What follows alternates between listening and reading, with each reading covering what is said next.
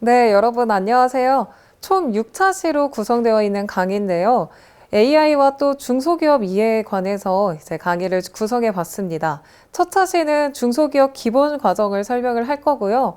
아마 강사님들이 이제 학교 대상으로 학생들, 특성화 고등학교 학생들을 만나게 되면 첫 차시부터 이제 수업을 진행을 하면은 뭐 지루해하고 힘들어하는 친구들이 많아요. 그래서 이제 강사님들의 재량껏 아이스 브레이킹을 또 준비해 가셔도 되고요. 저 같은 경우에는 이제 학생들을 다 자기소개를 또 시킵니다. 그러면서 제 소개도 진행을 하는데요.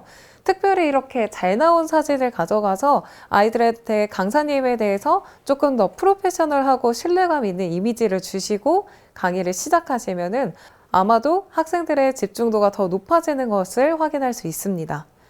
그 다음으로 보면은 이제 가장 중요하게 생각을 할 거는 중소기업에 대해서 갑자기 이제 기본 개념을 시작하는 것이 아니라 아이들한테 조금 참여형 수업으로 너희들은 어떤 회사를 다니고 싶니? 이런 식으로 학생들 개개인의 취향에 맞게 좀 생각할 시간, 열어가는 시간을 가지면 좋을 것 같습니다.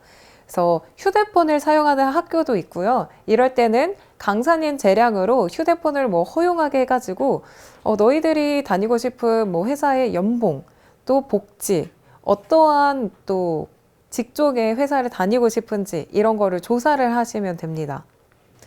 네, 이렇게 특성화 고등학교 학생이라는 점을 고려해서 수업을 진행을 하는 게 가장 중요합니다. 그래서 처음에 시작을 할 때는 말씀드렸던 것처럼 아이스 브레이킹용으로 이제 친구들한테 인생에서 내가 가장 중요하게 여기는 게 뭘까? 너희들이 또 회사에 들어가기 이전에 너희들 인생에서 가장 중요한 가치가 뭔지, 그래서 그 가치에 부합하는 회사가 있는지 이렇게 찾아볼 기회도 주는 것도 중요합니다. 그래서 제가 대기업 같은 경우 이런 걸 좀 퀴즈를 친구들이 맞출 수 있도록 준비를 해왔어요. 그래서 이건 어느 회사일까? 이렇게 얘기를 하는 게 중요합니다. 키워드를 함께 볼까요? 고객을 위한 가치 창조, 또 인간 존중의 경영, 실력을 통한 정당한 경제, 또 정직, 그리고 공정한 대우. 이거는 어느 기업의 핵심 가치일까요? 힌트는 디스플레이, 모니터입니다. 이렇게 하면 학생들이 조금씩 맞추는 친구들이 있을 거예요. 그렇습니다. LG입니다. 그 다음 문제 한번 볼까요? 네, 해당 기업도 이렇게 핵심 가치가 있는데 고객 최우선, 도전적 실행, 소통과 협력, 인재 존중, 글로벌 지향. 이거는 어느 기업의 핵심 가치일까요? 여기도 힌트가 있는데 자동차입니다. 우리 강사님들도 한번 맞춰볼까요? 네, 바로 현대입니다. 그 다음도 이렇게 제가 세 번째, 네 번째, 다섯 번째까지 이런 키워드, 핵심 가치, 기업의 핵심 가치를 좀 맞출 수 있는 문제를 준비를 했습니다. 그래서 이것도 보면은 삼성. 그 다음 그 외에 기업의 핵심 가치 보면은 맥도날드 생소하시죠? 서비스가 가장 중요한 가치고요. 메리어트 호텔은 다양성과 포용력, 토스뱅크는 고객 중심, 배달의 민족은 규율 위의 자율이라는 핵심 가치가 있습니다. 그래서 이렇게 기업들의 핵심 가치를 얘기하면서 학생들이 좀 중요로 하는 핵심 가치가 뭔지 확인을 하면서 이제 중소기업 이해 개념으로 넘어가시면 되겠습니다. 그래서 기본 개념을 간단히 짚고 가자면 중소기업은 뭐 연매출액, 자산액, 종업원 수 등을 기준으로 비교적 작은 기업을 의미합니다. 또 중소기업뿐만이 아니라 강소기업, 중견기업도 있는데 해당되는 개념은 우리 강사님들도 눈으로 한번 확인하고 넘어가시면 되겠습니다. 그 다음에는 제가 실제로 중소기업 강의를 다니면서 제가 직접 작성한 교환인데요. 이 교환을 사용하면 조금 좋았던 거는 아이들의 집중도를 좀 높일 수가 있어요.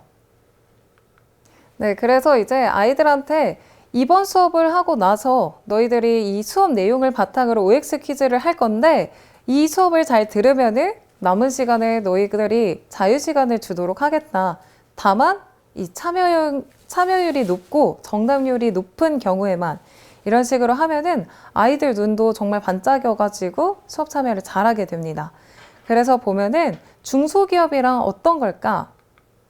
자, 중소기업은 규모가 상대적으로 작은 기업이라고 앞서서 얘기를 했는데 구체적으로 확인을 하자면 중소기업 기본법에 따르면 평균 매출이 400에서 1,500억 원 이하, 그리고 자산 총액은 5천억 원 미만인 기업을 중소기업이라고 합니다.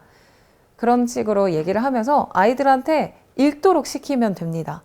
이제 앞에서 강사님들이 이렇게 얘기를 하는 거는 정말 좋고 설득력도 좋지만 학생들 한 명 한 명 읽도록 하는 게 가장 중요해요. 그래서 아이들이 이렇게 읽도록 하고 그 다음에 다시 재차 확인하는 식으로 얼마라고 이렇게 얘기를 하면은 아이들도 머릿속에 박히게 됩니다.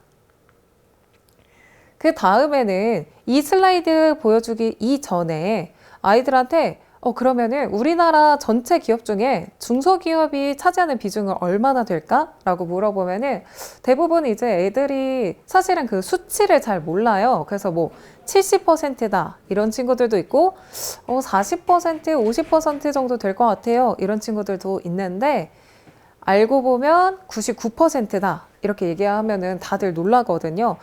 그러면 선생님 저희가 알고 있는 대기업은 1%인가요? 라고 물어보면은 1%도 채 되지 않는다고 대답을 해주시면 됩니다. 그래서 우리나라 기업 중 99%가 중소기업이다. 이렇게 얘기하시면 될 것 같고요. 그 다음에 중소기업 특징에 대해서도 간략히 이제 한번 보자면은 소규모 기업이 있습니다.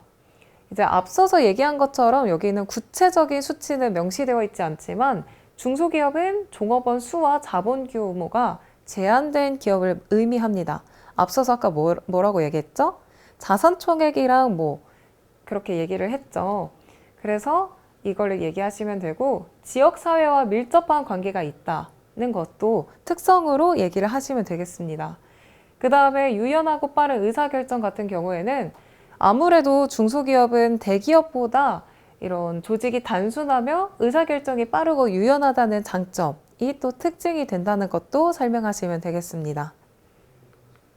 네, 그 다음에는 중소기업, 강소기업, 중견기업이 또 있는데요.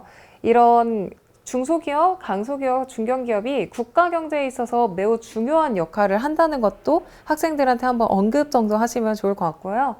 이런 기업들은 혁신, 경쟁력 강화, 일자리 창출, 지역 발전 등 국가 경제와 사회에 긍정적인 영향을 미치고 있다. 이 정도만 언급하셔도 좋을 것 같습니다. 해당하는 기업들의 역할도 앞서서 얘기한 거랑 일맥상통해요. 그래서 결국에는 이 기업들이 대한민국 전체 비율 중 99%를 차지하고 있고 국가 발전에 가장 중요한 역할을 하고 있다 정도 언급을 하시면은 아이들이 중소기업 안 좋지 않나? 이런 인식에서 조금 바뀌는 것을 확인할 수 있을 겁니다. 그 다음에는 이 성장 동력 같은 경우는 우리 강사님들이 조금 아시면 좋을 것 같아요. 그래서 좀 가져왔는데 이런 기업들의 성장 동력 중 하나는 새로운 기술과 혁신적인 아이디어의 도입이 있습니다. 아무래도 이런 수출, 해외 진출, 혁신적인 비즈니스 모델, 그리고 산업 클러스터 형성이 중요한 성장 동력으로 작동한다는 거는 그냥 이런 게 성장 동력이구나 정도만 알고 넘어가시면 좋을 것 같습니다. 그 다음에 이제 기업에서 이런 기업의 정책이 있는데 국가적인 차원에서 정책 지원을 하는 정책이 있어요. 보면은 재정 지원, 정부 보조금, 저리자금, 재정적 지원책을 마련을 하고요. 특히 이제 특성화 고등학교 같은 경우는 바로 산업체로 갈 수 있도록 정부적인 이런 지원이 있거든요. 그 다음에 뭐 비즈니스 인센티브, 세금 혜택, 수출 지원 등의 정책도 지원하고 있고요. 교육 및 연구 지원도 동일합니다. 기술 인프라를 좀 구축할 수 있도록 지원을 하고 있고요. 연구기관과의 협력, 마지막으로 가장 중요한 인센티브 제공을 한다는 것까지 정책으로 확인해 봤습니다. 그 다음에 학생들이 가장 궁금해하는 것 중에 하나가 선생님, 그러면 중소기업과 대기업의 차이 구체적으로 뭐가 있냐라고 하시면은 이거를 얘기를 하시면 돼요. 처음에는 이제 중소기업에 대해서 너희들한테 개념을 설명을 할 건데, 이런 업종에 따라서 범위 기준이 다르다. 우리 아까 자산총액, 평균 매출액을 얘기를 했는데, 업종에 따라 이런 평균 매출액이 다른데 우리 한번 보자, 이렇게 얘기를 하시면 되는데, 강사님들이 들어가시는 반마다 이 학생들의 그 반이 다를 거예요. 뭐 미용과, 조리과, 혹은 뭐 전기, 전자과, 뭐 기계과, 이런 과들이 다 다른데, 해당하는 학생들의 과에 맞게 이 평균 매출액을 확인하도록 하는 게 좋습니다. 그래서 보자면 음료, 인쇄, 의료용 매체, 운수, 정보통신 등 이 업종 같은 경우는 3년 평균 매출액이 800억 원 이하입니다. 또 그 다음 볼까요? 담배, 자동차, 화학, 금속 가공 등 같은 경우는 3년 평균 매출액이 1000억 원 이하입니다. 또 숙박 음식점은 또 건너뛰고 마지막을 보자면은 전기 장비, 의복, 펄프, 종이 등은 3년 평균 매출액이 1,500억 원 이하입니다.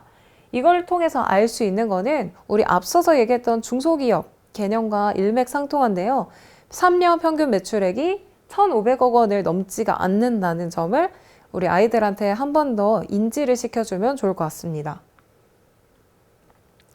그 다음에 이 표가 아이들이 정말 집중해서 보는 표거든요. 대기업과 중소기업의 차이를 한눈에 볼 수 있는 표입니다. 그래서 가장 중요한 거는 이 수치라고 했죠. 그래서 중소기업은 처음에 얘기한 것처럼 자산 총액이 얼마죠? 네, 5천억 원 미만인 기업을 중소기업이라 하고요. 우리가 알고 있는 1% 미만인 대기업은 자산 총액이 10조 원 이상인 기업을 의미합니다. 그 다음에 경영 상태를 보자면 중소기업 같은 경우는 다양성이 보장이 되고 경쟁력이 조금 높습니다. 그 다음에 이 대기업 같은 경우는 고용이 좀 안정적인 형태가 있죠. 그 다음에 업무 환경도 그만큼 쾌적하다는 장점이 있습니다. 그 다음에 중소기업 같은 경우는 역할 발휘에서 넓은 업무 범위의 경험을 할 수 있고, 이 커리어를 더 쌓을 수 있으니까 전문성이 강화된다라는 측면이 있고요. 대기업 같은 경우는 인원이 많다 보니까 조직 내 이렇게 부서도 분담이 되어 있고 확실히 업무 분담이 잘 되어 있어요. 그 다음에 여기서도 전문성을 습득할 수 있다, 이렇게 있고요. 조직 구성과 이런 중소기업과 대기업의 조직 구성은 이거는 눈으로 보고 넘어가시면 좋을 것 같고요. 가장 중요한 거는 이 평균 연봉이죠. 중소기업 같은 경우는 3,108만 원 정도가 평균 연봉이고요. 대기업 같은 경우는 6,348만 원 이렇게 돼서 거의 중소기업과 대기업의 평균 연봉 차이가 약 2배 정도 난다. 이 정도만 좀 아이들한테 말하고 넘어가면은 와, 나 진짜 대기업 가야겠다, 나 열심히 해야겠다, 이런 아이들도 있고요. 정말 이렇게 차이가 나는구나, 몰랐어요, 이러는 학생들도 있어요. 그래서 이런 표를 우리 강사님들의 또 입맛에 맞게 바꿔가지고 강의를 하시면 되겠습니다. 지금까지 1차시 강의 마치도록 하겠습니다. 청년에게 200만 원. 제조업에 취업하면 일자리 채움 청년지원금 200만 원을 청년에게 직접 지급합니다. 제조업 중소기업에 23년 10월부터 24년 9월까지 정규직으로 취업하여 3개월 이상 일한 청년이라면 고용24에서 직접 신청하실 수 있습니다. 일자리 채움 청년지원금 고용24에서 확인하세요.